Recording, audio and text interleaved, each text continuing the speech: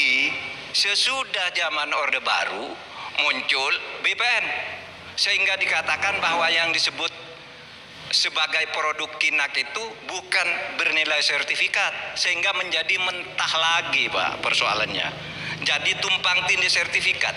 Pada saat Kinak itu dikeluarkan, itu secara hukum sah. Tapi begitu ada Orde Baru, itu harus bentuk sertifikat dari BPN. Terjadi tumpang tindih, terjadi kasus rempang dan sebagainya dan sebagainya. Oleh sebab itu, menurut saya ini harus dibuat kesepakatan bagaimana cara menyelesaikan ini. Selesai. Baik Pak Mahfud, terima kasih. Selanjutnya kami persilakan kepada calon wakil presiden nomor urut 1 Bapak Muhaimin Iskandar untuk menanggapi.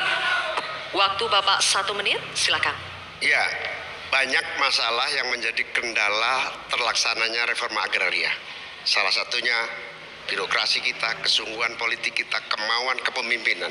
Di bawah presiden harusnya ada satu kelembagaan yang bisa mengelola reforma agraria dengan sangat sungguh-sungguh, tidak dibiarkan terus-menerus. Yang pertama soal reforma agraria, yang kedua soal lingkungan, bencana ekologis di mana-mana.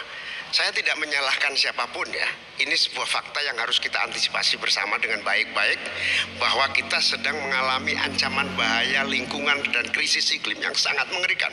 Panas global yang masuk kepada bagian dari mengakibatkan petani kita gagal panen, gagal tanam dan seterusnya menjadi masalah. Saya hanya mengajak Pak Prabowo, Pak Gibran, Pak Mahfud, Pak Ganjar, saya, Mas Anies, dan siapapun untuk kita sama-sama tobat ekologis, memperbaiki ke depan menjadi lebih baik lagi. Tobat ekologis penting untuk masa depan kita. Baik Pak Muhaimin, terima kasih.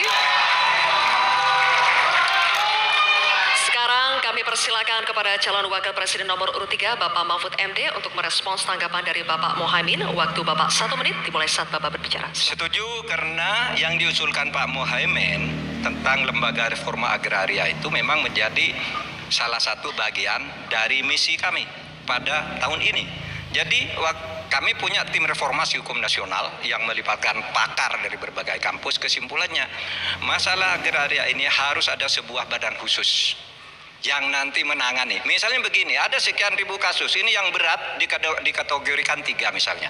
Kita katakan, yang kategori 1 harus selesai dalam 6 bulan, kategori 2 selesai 6 bulan, kategori 3 selesai dalam 6 bulan. Lalu kita mulai lagi menata kehidupan kita di bidang pertanahan. Sehingga tadi proses deeding atau kesepakatan untuk Kinak dan sertifikat tanah itu akan menjadi bagian dari apa yang sudah kami rencanakan. Selesai. Oke, baik. Terima kasih Pak